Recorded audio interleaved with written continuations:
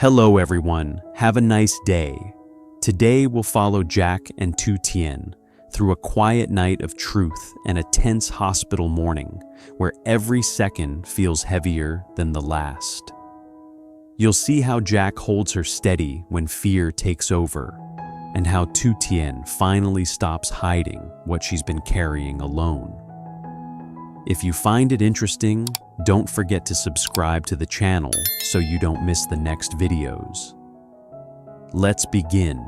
The hallway felt colder than it should have.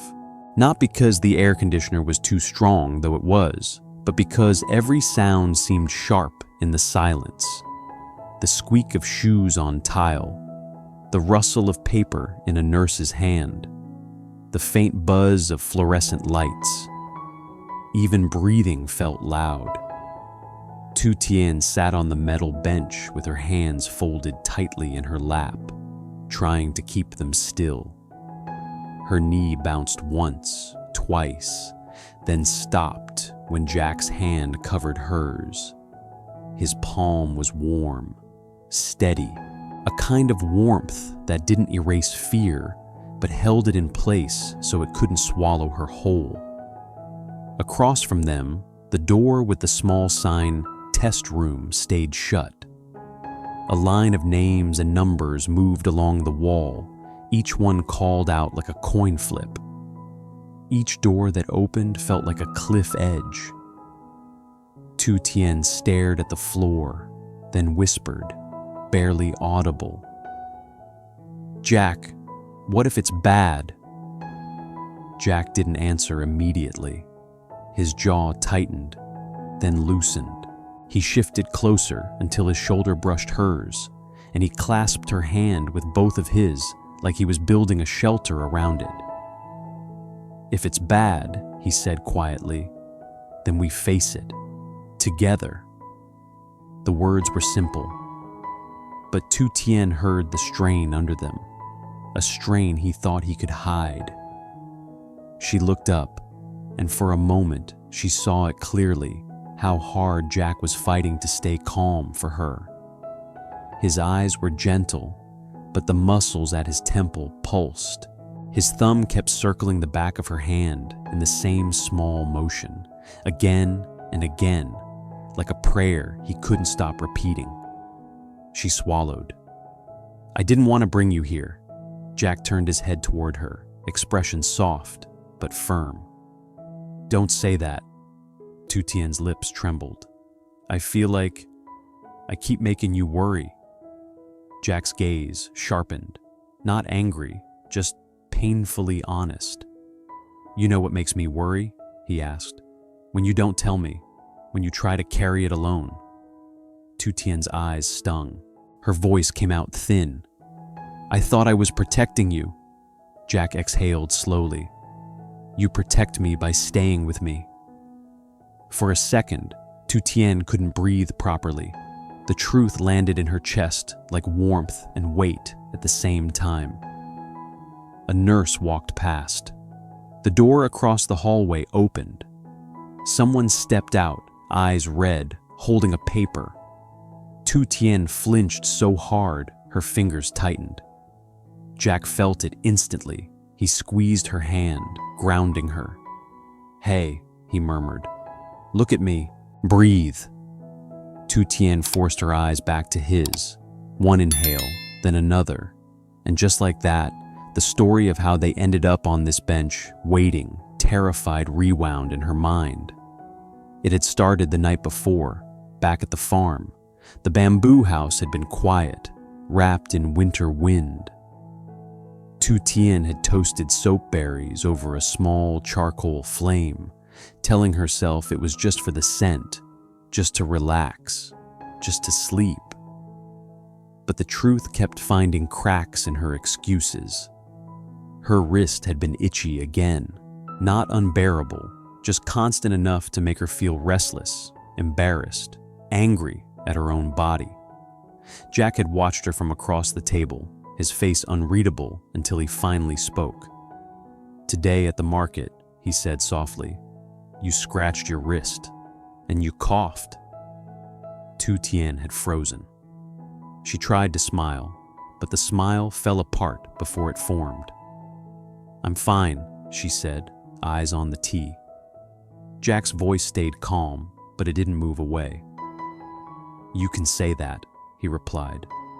"But I saw you, and I heard you." Tu Tien's fingers tightened around the cup. She hated the shame in her chest more than the discomfort on her skin. "It's nothing," she whispered. Jack stood, walked around the table, and sat beside her. Close, not forcing, just a present.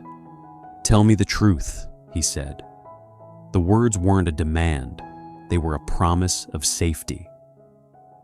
Tu Tien had tried to hold it in, but her breath shook as she spoke. "I still feel itchy sometimes," she confessed. "And there's discomfort. I didn't want to tell you, because I didn't want you to worry again. Not after everything." Jack's eyes darkened for a second. The memory of those 20 days of her disappearance hung between them like an invisible scar. "You think I'm calmer when you hide it?" he asked quietly. Tu Tien looked down. Tears spilled anyway. "I'm scared," she said. "I'm scared something is wrong. I'm scared you'll have to carry more because of me." Jack lifted her hand and held it between his palms, warming her fingers like he was warming her courage. "Tu Tien," he said, voice low and steady. "You're not a burden." She shook her head helplessly. "But I keep..." "No." Jack's tone wasn't harsh, but it was unmovable. "You're the person I choose, every day. So tomorrow we will go to the hospital, and you stop facing this alone," Tu Tien had whispered. "You have work," Jack had answered. "I already arranged it." And in that moment, Tu Tien had realized something. Jack's love wasn't just soft, it was disciplined. It showed up early. It stayed even when it was scared. Now, sitting in the hospital hallway, Tu Tien felt that discipline in the way he held her hand firm, steady, like a rope tied to her waist so she couldn't fall. Jack checked his watch, then looked toward the test room again. Tu Tien's voice broke the silence. "What if the results change everything?" Jack's mouth tightened. Then he lifted her hand and pressed it gently against his chest, right over his heartbeat. "Then we change it," he said. "But you're not leaving, you hear me?" Tu Tien stared at him, startled by the intensity in his voice. Jack softened immediately, as if he realized he'd let the fear show. "I'm sorry," he murmured. He didn't finish. He didn't have to, because Tu Tien already knew. He wasn't just afraid of illness. He was afraid of losing her again, of living in that empty space where her voice should be. A nurse stepped out and called a name, not hers. Tu Tien's body trembled anyway. Jack's thumb circled her hand again. Again. "Stay with me," he whispered. Tu Tien nodded, tears gathering. "I'm here." The door to the test room clicked. Tu Tien's breath caught, and Jack, still holding her hand like it was the last safe thing in the world, leaned closer and said, "No matter what they say, I'm not letting you go." The door opened, and the sound was small, just a click, a soft pull, but it sliced through Tu Tien like a blade. A nurse stepped out with a clipboard, scanning the hallway with practiced calm. Tu Tien's heart jumped so hard it hurt. Jack stood instantly, his hand still locked around hers, his body moving in front of her without thinking shield first, fear second. The nurse called a name that wasn't Tu Tien's.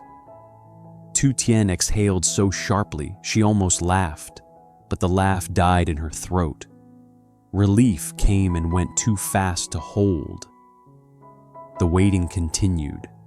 heavier now because she had just felt what it would be like when her name was called. Jack sat back down, but he didn't let go. His thumb kept tracing the same small circle over the back of her hand, like he was trying to erase the word "what if" from her skin. "You're freezing," he murmured. "I'm not," Tu Tien lied automatically. Jack lifted her hand and tucked it between both of his, warming her fingers with his palms. His eyes stayed fixed on her face, searching for signs she might hide again. Tu Tien swallowed. "Jack, I'm sorry." His gaze sharpened. "Stop. Her voice cracked.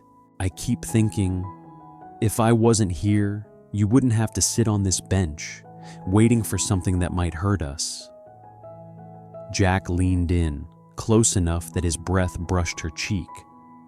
His voice dropped into that quiet tone he used when he needed the truth to land.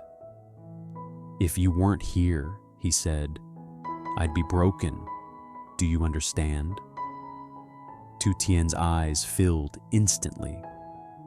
Jack's jaw tightened, then he softened, brushing his knuckles against her cheek like he was calming a frightened child. "Listen to me," he whispered. "Whatever they say, it's not you versus the result. It's us versus everything." Tu Tien nodded, but the fear didn't obey. It sat in her chest, heavy and stubborn. A child cried down the hall. Someone argued softly at a counter. A phone rang. Life kept moving around them like they weren't trapped in this suspended moment.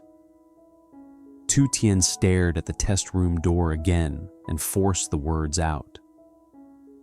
"What if it's something serious?" Jack didn't flinch away. He didn't offer a fake smile. "Then we treat it," he said. "We follow the doctor. We changed our schedule. We change our plans. We do whatever we have to do." Tu Tien's lips trembled. "And the farm? The garden? The bakery?" Jack cut her off gently, like he couldn't bear hearing her apologize in advance for being human. "Tu Tien," he said, "the dream isn't the farm. The dream is you staying alive and staying with me." Her breath caught. She looked at him like she was seeing the shape of his love more clearly than ever, how it could be soft, but also unbreakable. For a moment, Tu Tien's mind flashed back to last night. The soapberry smoke, the ginger tea, Jack sitting beside her, saying, "You protect me by staying with me." Her throat tightened again. She squeezed his hand. "I'll stop hiding," she promised. "No more." Jack's eyes darkened with emotion. "Promise me again." "I promise," Tu Tien said, stronger this time. "If I feel anything, I'll tell you immediately." Jack exhaled as if something inside him loosened. Then, at the end of the hallway, the nurse reappeared. Tu Tien's body went rigid. Jack rose with her in the same breath, his hand still holding hers, his other hand steadying her elbow. The nurse looked down at the clipboard. "Tu Tien," she called. The world went silent. Tu Tien couldn't feel her feet. Her vision narrowed to the nurse's mouth and the paper in her hand. Jack stepped closer until his shoulder pressed into Tu Tien's, grounding her. "Breathe," he whispered. "One step." Tu Tien nodded, barely. They walked together, two shadows moving toward a door that suddenly looked too small for the fear it carried. Inside, the doctor's office smelled like paper and disinfectant. Tu Tien sat down slowly. Jack pulled his chair close, not across the room, not at a distance right beside her. His hand never left hers. The doctor began speaking, voice calm and measured. Tu Tien tried to listen, but her heartbeat was too loud. Jack asked the questions Tu Tien couldn't form carefully, precisely. His tone controlled even when his eyes betrayed him. And when the doctor paused, Tu Tien finally turned her head toward Jack, searching his face for the answer she couldn't bear to hold alone. Jack looked back at her, fingers tightening around hers. No matter what the result was, she would not break alone.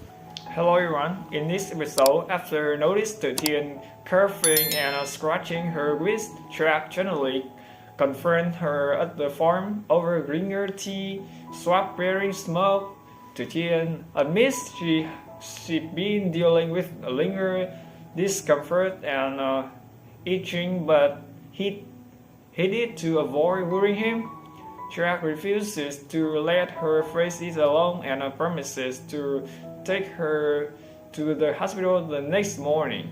Before sunrise, he arrived early, bring warm water and snacks, and stay close as they register and move to multiple exam rooms.